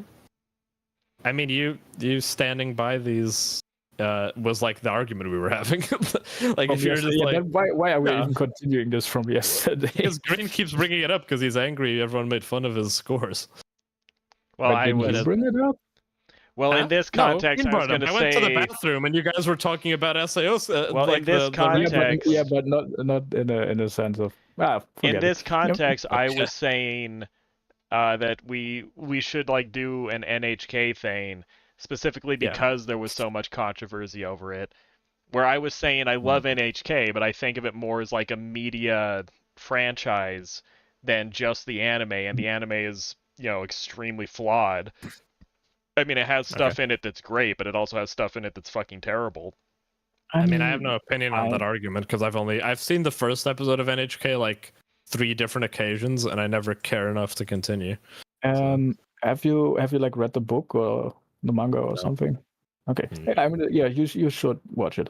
For me, with the first time I watched it, I would agree like very much with Green that it's very flawed, and then I rewatched it like 2 times or 3 times even, and it gets pretty much better with each rewatch. Like the flaws don't matter as much anymore. Like for instance, the whole pyramid scheme part, which seems like the worst part of the show, is actually not that bad. Not just it's not that bad. It actually gets better if you rewatch it. So yeah, it gets better on rewatch for me at least. Oh yeah, speaking of, I think I had it as a 7 when I first watched it, and I have it I think at an 8 now, but it is like I might actually put it at the 9. It was really good. Just as a fun goof, speaking of numerical scores, what do you score the album?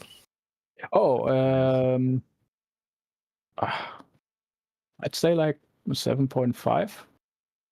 Green. I like but 6.4. Yeah, I think like a 6 too. Maybe 6 and if I was going to go into points, I guess I'll say like 6.3 or something, just to be slightly lower than Green. It's below an 8, and it's still better than a 7 for me. Yeah. Okay, that is curious. That's interesting. I'll keep note of these for later. You will be graded on this. Very important. One thing about NHK, in the anime at least, the Sato, he has like a weirdly Chadly face for like the type of character he is. I love that this is Yoshitoshi Abe for it is? Yeah, it's really weird that's his character. What a design. weird choice. Well, there's actually I'll drop an image if I can do so without I'm Googling it. Ruining... I've seen the girl drawn in his art style, but I'd never made the connection. How odd. Yes, it's very, very strange. But yeah, Sato has like the flat part at the bottom of his chin and all that. Mm-hmm. Yeah, like post time skip. I think it's called characters. The chin. Yeah, the chin. Yeah. The chin. Yeah, I mean some of these pictures are not great, but he looks, maybe it was just like an earlier time, but like even like the loser character looks a little more Yes. masculine than like the heroes Yeah. do now. Yeah. That's Like funny. he looks like perfectly fine. But to be fair, that was never his problem anyway. Yeah. Yeah, it's probably had nothing to do with his looks actually. Yeah. That's funny. Yeah, that picture specifically. Yeah. Also, I just found the author, and he even like looks a little bit like Sato. Yeah, Which... I was gonna say that, but I thought no, maybe I'm just being dumb. Like you were saying, you're talking about the jaw, and I was looking at a photograph of him, and I was like, yeah, he has that chin. That's why. So that like, means he probably just looks in the mirror when he's drawing people's faces. I mean, he's always drawn. I had like a massive, like Yoshitoshi Abe obsession when I was like 19. In college in England for like a year there, like everything I drew was like had that kind of a sheen to it, and then I kind of like fell out of it. I still like him as an artist, but he's definitely not really. He's not really a core part of my style anymore. Like that kind of dropped out pretty quickly. I mean, for me, he's probably like my second favorite character designer after the Monogatari guy. He's a good character designer. I'm thinking more like the way he actually draws and stuff. Has became kind of like a bit tired. I also like his art style. I mean, just the colors and the stuff. I like it really fine, but I would never. I can't say he's like one of my favorite artists anymore. The way I could when I was younger. Like for a bit there, when I was like beginning to be an artist, trying to become one, he was like a very instrumental part, and he's kind of faded in a way that like other stuff that was there at that time, like Berserk or like the Zetsubo openings and stuff like that, I can still find like how there's a big part of that still in me. The Yoshitoshi Abe kind of like fell off that influence from me. Like I don't see much of him reflected in my art. I mean, he hasn't done that much, which is no, he didn't. I was slightly obsessed for a time there with his like never finished thing called was it something with D? It's like the fucking. I want to say Suspiria, like, but that's not. Yeah, it's like Despair. Dysphoria or something. Yeah. Something like that. Yeah, I there. Yeah, and it was like it was never like confirmed like that it would never happen. It was just like always like in the works, and it never came to fruition. And I had that. Like the PDF of the art book of that, where all the concept art of that is. Despera, that's it. Yeah. And I was like obsessed with that. Like I would draw the character from that because I thought she was such a good design. Wasn't he did an Oscar too? I think I found them. Wasn't Abe the guy where when he was told to design Lane, he like wrote down a bunch of like little details about how she spends her time? Yes. This Despera portrait was like my favorite thing of his at the time. I thought, I love this. Damn. But even now I can see like a lot of the wonkiness in it because he's using like those early digital computer programs and stuff like that. I still follow him on YouTube. He still does occasional like draw stuff. That's cool. He mostly does reviews of fountain pens and like cameras. Like he's really into photography. Yeah, he's like one of the oldest. Also, he follows me on Twitter, which is funny. That's cool. Fucking. Well, I think he follows like almost everyone back. Like if you click on his profile, it says like following like 13,000 people or something like that. So it's not that rare. But I at the time, like because I followed him when I was like. Let me follow him and see. When I was like 19, and he followed me back when I had like 12 followers, and I was like, oh, "What the fuck?" Yeah. I'll link to his. To his channel. Here it is. One of the few manga Japanese guys on YouTube. Am I out of my fucking mind, or do some of his? Oh, I thought you were linking his Twitter. Am I? No. But am I crazy, or do some of his drawings look a lot like Range Murata? Oh yeah, they're. I mean, I brought that up. Remember when you said something? There was like a while ago.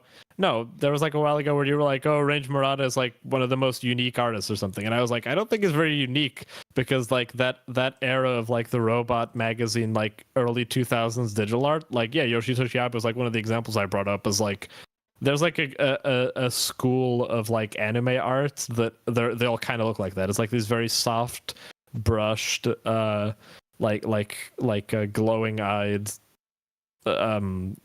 pale girls that they used to draw for a bit. They're definitely buddies. I've seen them collab and stuff. Yeah, Okay. I don't know. That's I great. think I tried to coin like a term for that, like that strain of anime / manga art, because I mentioned someone else at the time.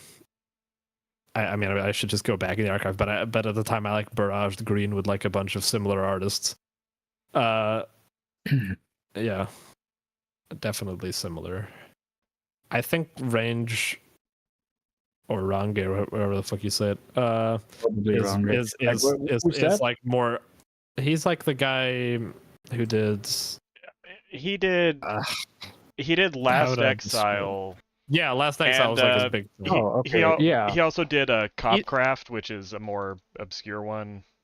I like Abe's like design sense more, but I like Murata's like drawing style better. He's like more skilled, and I think his girls are cuter.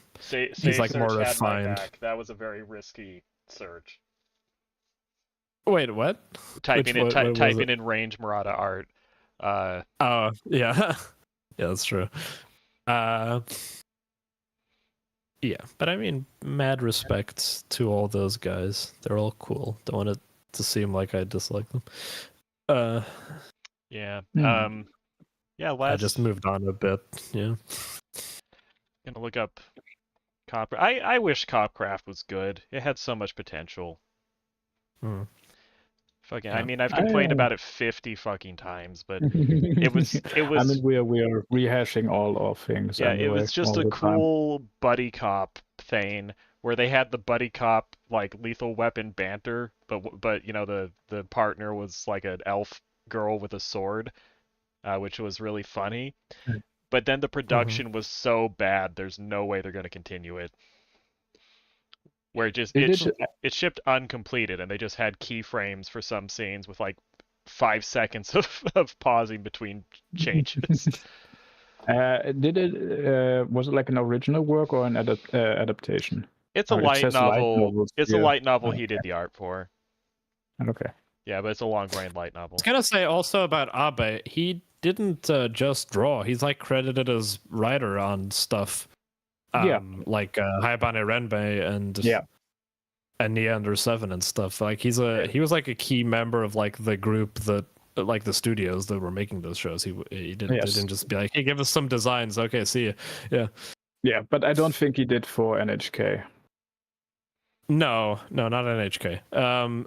Because like that was the thing with Despero, the one that never got made. That was like his that was gonna be like his baby. It was like all him. I think like he wrote the whole thing and he was making all the concept art and stuff, and then it never really materialized, which is kind of sad. Yeah, I mean he did probably the same thing for Haibane Renbei. Yeah, this is the I would always see this in stores. These like robot magazines, which were like anthologies of like short, like 3 or 4 page mangas and like artist showcase. Then there were a few like short Abe mangas and stuff like that. Katsuya Terada had stuff in there too, and usually they got Murata to do the covers. Hell yes. Interesting. Man.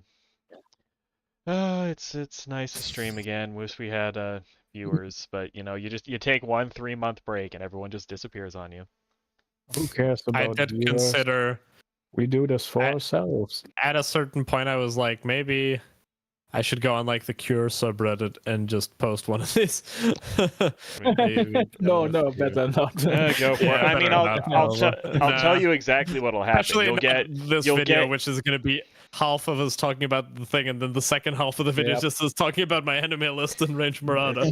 It's fine, no one cares. But I'll tell you, if you promote like that, this is exactly what happens. You get 2 people. One says like, "Oh, that was kind of good," and never talks to you again. The other says, "Fuck you," and he shows up 3 more times before he disappears. And then then it just nothing happens. I also tried to be like not do it too much, but I know like it's hard for me to like separate some of my thoughts on these albums from the from the Shadow Rewards podcast. Yeah, I I've was times. wondering about So that. so I'm always like, no, I try to mostly be like, I mean, it's confusing because there's like stuff that is like stuff that I only know because of that. Then there's like stuff that we both have the same opinion about coincidentally.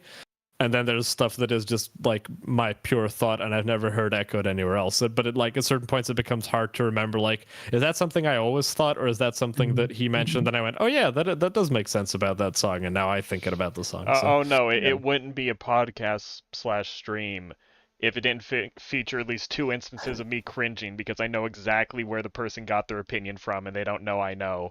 That definitely. Did you do that in this one?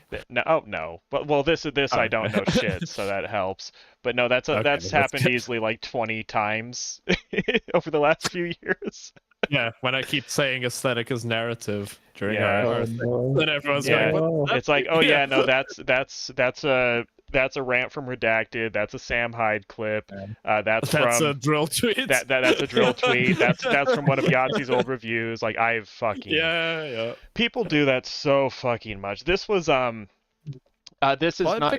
Sometimes it's like not intentional. It's just like a part of like it's not when you think of often, that thing, but... that's the next word that comes in your head. It's like because of you're used to hearing those two together from podcasts. I mean, I also have a verbal tick that you've probably picked up on, in these last 4 years, where I tend to like always. I tend to spend too much time telling people where I got information from. Because I have like a horror of stealing ideas from people by accident. And so I'll be like, oh, people have said this, or oh, I read this on Twitter, even though no one gives a fuck. Like I do that all the time. Yeah, if I thought this was gonna be like actually posted or actually anyone was gonna watch this, then I would have started a disclaimer like this is partially inspired by and gonna be like influenced by this series of podcasts everyone should go check out on by Shadow Rewards. Okay, I've done that. Now don't sue me. It was a bad example, and this is not me picking a fight, especially because no one's fucking here. But Explanation Point, who I love that guy. I know. I used to like his videos partially because his videos were like the closest to mine in like how he talks and like writes, but yeah, God, is he just like insufferable? Well, every Anituber is insufferable. I don't know if there's like any Anituber that's like someone I would want to talk to for more than like 30 seconds. There was this one I really hated. They made a video about JoJo Part 5. God, why would you say that? You know him too? Stop picking on Super Eye Patch Wolf. I know, but Super Eye Patch Wolf has like shitty, boring, conformist opinions. Other people are squeamish. I don't know. Everyone sucks except for me. But I guess this was deleted. I was looking for like proof, but this is just funny of how much Shadow Rewards has like infected my brain. I sent because they follow me on Chris follows me on Twitter and I follow him, and we were on the same. We were like in the Discord. I was in the Discord for a while, and at the end of last year, I got like a Spotify does like a wrap up of like what you've listened to, and the only podcast I listen to on Spotify is Shadow Rewards. So I sent him. I sent him this.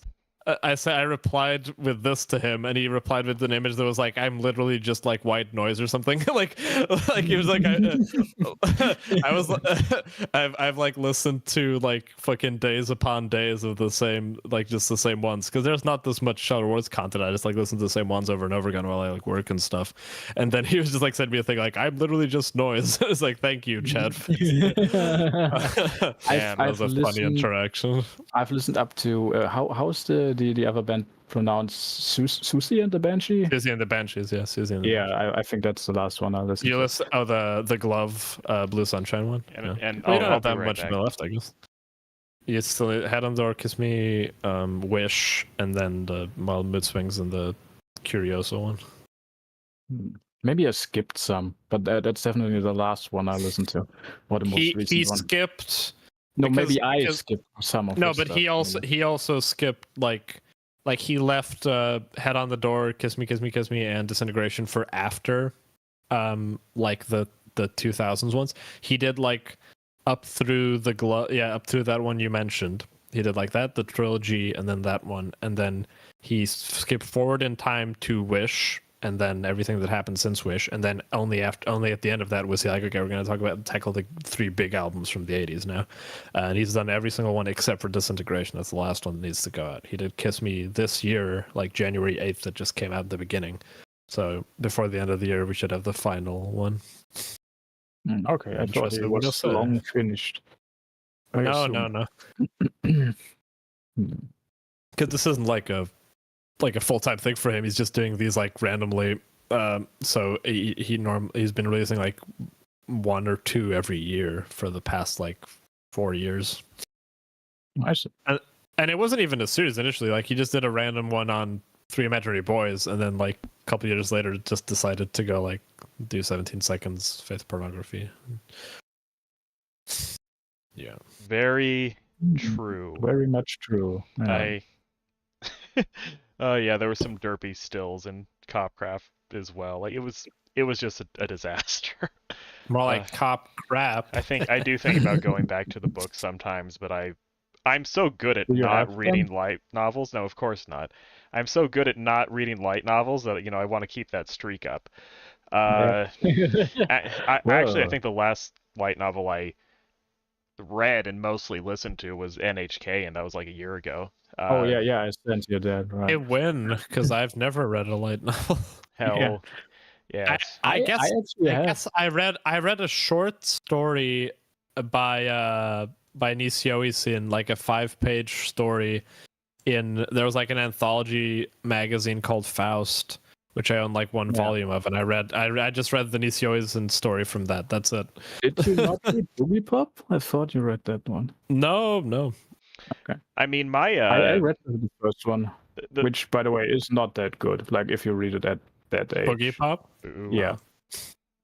That sucks. It seemed cool. Boogie Pop. Yeah, that's what I thought, but it's not that great of a novel, a light novel rather. Yeah, fucking. Yeah, but you said that about Bakano, so I don't trust you. Yeah, he said that about a lot of things. But I did. wait, what the fuck was I just saying? God damn it, I lost. Oh yeah, I've mentioned it before, but the first thing I read that could be called a light novel was when I was 13 and I was watching Death Note.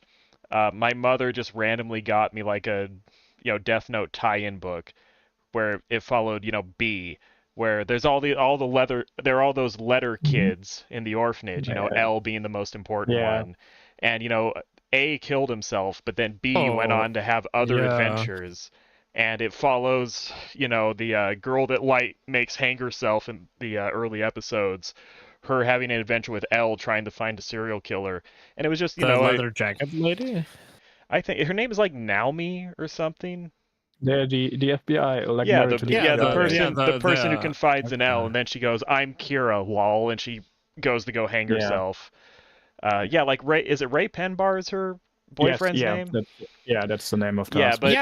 That's right. It's a book detailing her teaming up with L to hunt a serial killer who has Shinigami eyes and uses that to kill people. Yeah, and then she meets up with Kishibe Rohan. To have an adventure. But I did not know for like another 15 years that was written by Nishio Isin, where it was just this mercenary work he did, where he wrote a quick little tie-in novel for the Death Note franchise. And I just read a Nishio Isin work as a kid, like 10 years before I even knew what Bakemonogatari was. Nishio Isin is a goober. He is. Many have said this. I was going to complain though. When I was driving, let us interrupt your complaints. Yes, when I was driving around for work the other day, I saw it's like, oh look, an Arrow Manga Sensei stream by exclamation point with a catchy clickbait title. Perhaps I'll click on this while I drive around and work.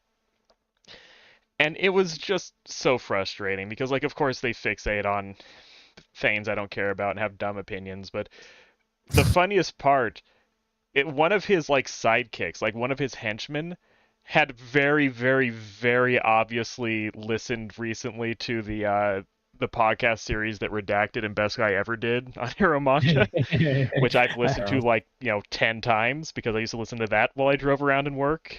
Back when I listened to a lot more stuff because I didn't do anything. And it was just very painful to like constantly predict the lines from Best Guy Ever that he was going to keep stealing and like use in the conversation. And like I felt bad for him and also annoyed. And also, there was a bigger voice in the back of my head being like, why do you care? Like, you being in this situation to begin with reflects very poorly on your life decisions. Well, but you made one good life decision, which was starting Game of Thrones. I did? Oh, right, yeah. Yeah. How far have do you think that guy who was kind of parroting Redacted and BG, do you think maybe he didn't even watch Among Us and he just watched their that would be going a little far. And like I don't think it's malicious or even sinful. It's not like I would take the guy to task or anything. Just as a passive observer, it was kind of embarrassing. I mean, and there's always a tiny chance that it was a coincidence. It's just like that's a hell of a coincidence. I've been reading Game of Thrones though, and it's sad and intriguing, for a lot of reasons.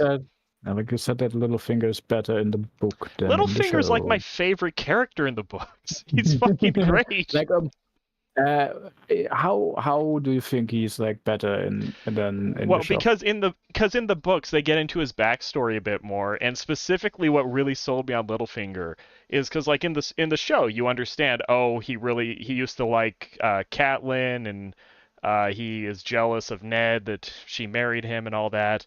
In the book, they dig into it a bit more, where they're explicit about, Littlefinger, Baelish, he was a ward under Catelyn's father, so they like grew up in the same house, and they were like almost brother and sister, which that adds, dimensions to it, where they tell a few stories about them hanging out as kids, and it's almost like a wholesome childhood friend thing that went tragically wrong. And what really sold me on it was they talk about how Littlefinger picked a fight with Brandon Stark and almost got fucking killed, and was like only survived through the generosity of like other people intervening to keep Brandon from fucking cutting his head off. And that was great. Like that completely sold Littlefinger on me, to where it's like, it's not like Littlefinger is just this weaselly little worm who is... You only turned to that because he sucks at fighting. Yeah, but it's like it's not that Littlefinger's a coward. It's like he's had moments in his life of actually being suicidally brash and brave when it was something he cared about. It just adds a lot of depth to him, where like he tried to like be a badass manly man, and then he just got completely defeated and cucked and crawled away in defeat and became the master of coin. And it's like, okay, this is a much more compelling character now. I like this guy. He's got some fight in him. Since I read the books, or most of the books before the show, I did not remember how much they went into the backstory in the series, in the TV series. I thought that they at least mentioned like the stuff with Brandon. I don't know what you kooky guys are talking about. That's fine. I barely know what I'm talking about. But yeah, Littlefinger's... He's legit my favorite character so far, and I was not expecting that. Awesome. Cool. Yeah. Man, you should... No, maybe not. Make a podcast about it. No, I was gonna say pull up some like dumb quizzes on your screen share or something. I mean, that's could do like music quizzes or something again, which is something we did last time. I'm just having a random idea. I'm having fun talking too. Yeah, but what do we talk about next? I mean, the thing is, like, it's annoying that I think the podcasty part went well. But we didn't have that much to say. Not because I don't think it's a fault on our part. I don't think there's not a lot to say about that album and a lot of its songs. Yeah, no, I don't think that's the case though. Yeah, like I don't think it's gonna be like that all the other ones. I don't think it's gonna be like, oh, that's just music, so we don't have a lot to say. I think these songs in particular don't have a lot to them. I think as we get into the other ones, I think you and especially me and Jaws are gonna have like much more to say about songs like we really like or think are very interesting. Where it's opposed to a lot of these songs here, like, it's fine. Like literally, that's not we're not very good at talking about them. I think that's like the song's fault for not being that interesting. Okay. I think it'll be better and better. So I think what I'm saying is I think our podcast was about as good as the album.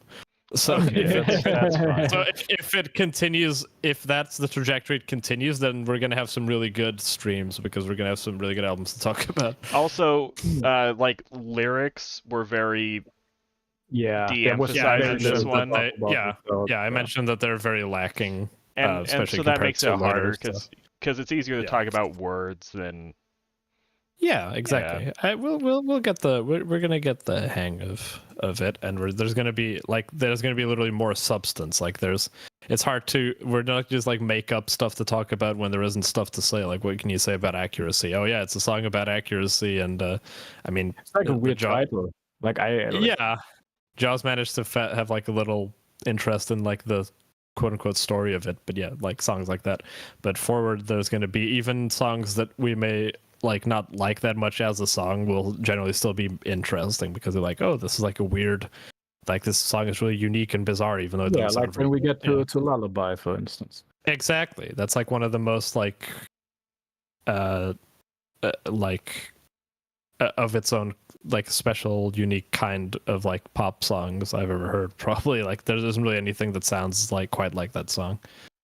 It's like you just picture, when I listen to that song, I picture like someone playing violin on like cobwebs, and there's like this weird like shuffliness to this. Like it feels so.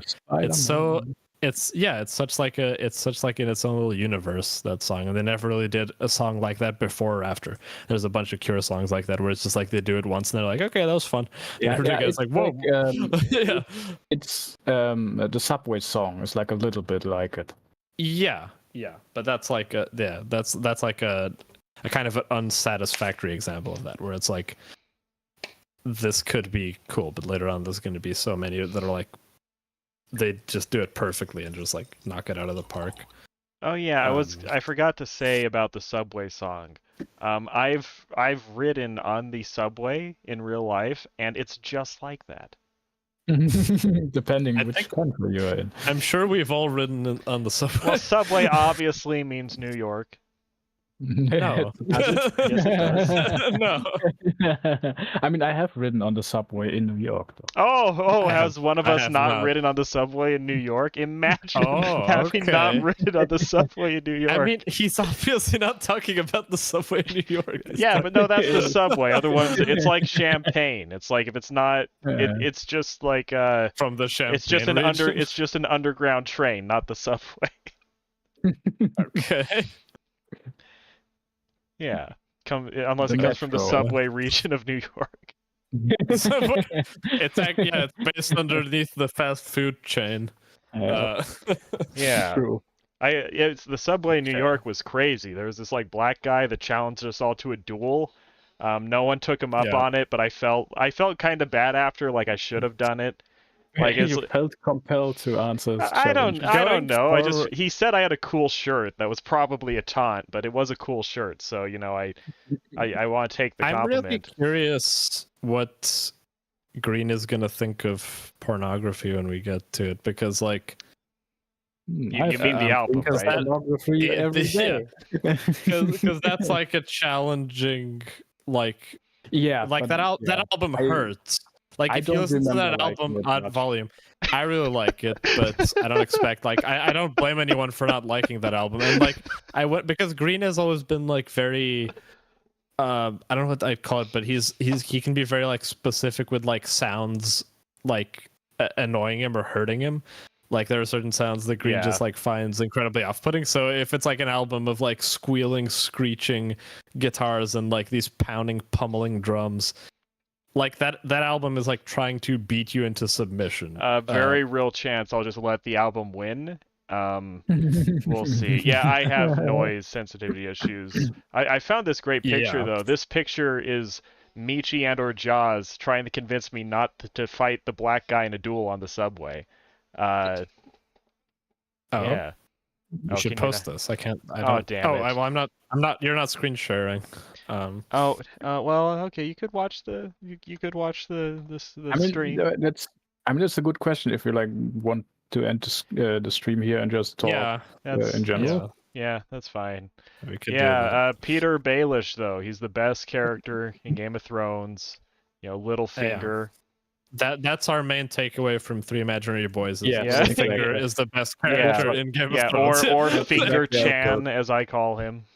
Finger Chan. I love that part where he kills an Arab. That's my favorite part of Game of Thrones. Yeah, I mean that's probably a very Peter Baelish thing to do. I mean, in and in the Stranger, he gets killed by guillotine, and Ned Stark gets his head cut off. The connections are numinous. Everything's connected. Yeah, I know. That's, You're right. I should stop. The thing is, streaming. Even if Green doesn't like the trilogy and especially pornography, it's gonna be really fun because immediately after that, it's like the Cure goes into like its brightest, funnest period ever, where it's all like these. I think he will at least like kind of like Green is really safe. Green is really gonna like head on the door, kiss me period stuff, where it's all those fun, like really catchy, interesting tunes.